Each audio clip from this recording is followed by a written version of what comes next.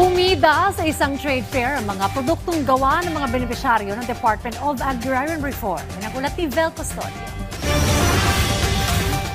Inilunsad ng Department of Agrarian Reform ang Agrario Trade Fair 2025 sa isang mall sa Cubao, Quezon City, kung saan tampok ang mga produktong likha ng 85 Agrarian Reform Beneficiaries Organization o ARBO. Kabilang dito ang mahigit 300 sariwang produktong agrikultura, processed goods, traditional delicacies, natural fibers at handicraft. Layunin ng Agrario Trade Fair na maging tulay upang madiskubre ng mamimili at negosyante ang mga produkto ng mga ARBO. Dahil maalam na ang mga magsasaka sa technical skills, tutulungan naman ng Go Negosyo ang mga magsasaka upang maging maalam sa pagnenegosyo.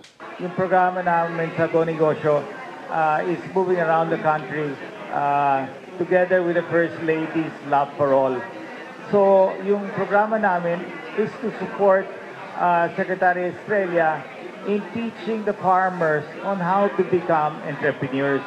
Magkatuwang naman ang Land Bank of the Philippines at AgriSenso Plus para sa capital loan, machineries at iba pang mga pasilidad na kinakailangan ng mga magsasaka para sa pagsisimula ng negosyo. Tiniyak ni Agrarian Reform Secretary Conrado Estrella III ang sustainability ng mga raw materials kagaya ng abaka, niyog at saging, lalo na't matitibay ang mga ito mula sa mga bagyo at pamimeste.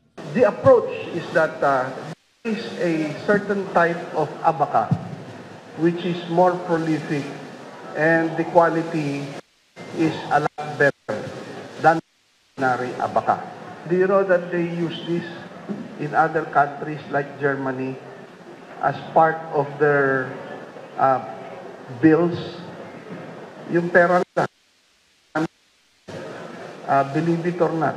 Nakaalalay din ng Land Bank sa mga miyembro nitong magsasaka para sa recovery loan na hanggang 10,000 piso kung sakali mang maapektuhan ang kanilang hanap buhay. Bukas ang Agrario Trade Fair hanggang December 5. Tiniyak ng Department of Agriculture na nasa sustainable level ang tuna stock ng Pilipinas kahit na mas pinaigting pa ang paglilimita sa paghuli ng mga lamang dagat alinsunod sa umiiral na conversion and management measures ng Western Central Pacific Fisheries Commission o WCPFC. There is an ongoing project by the WPEA where the Philippines, Indonesia, and Vietnam are participating. There is an ongoing monitoring of our tuna catch in the country.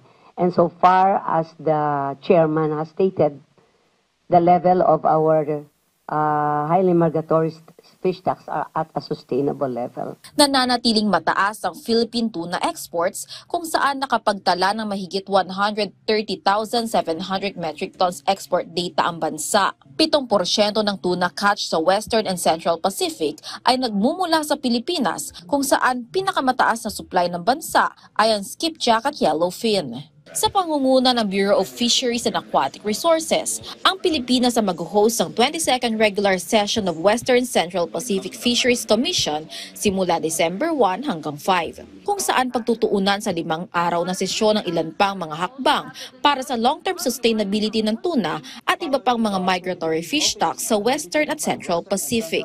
Vel Custodio para sa Pambansang TV sa Bagong Pilipinas.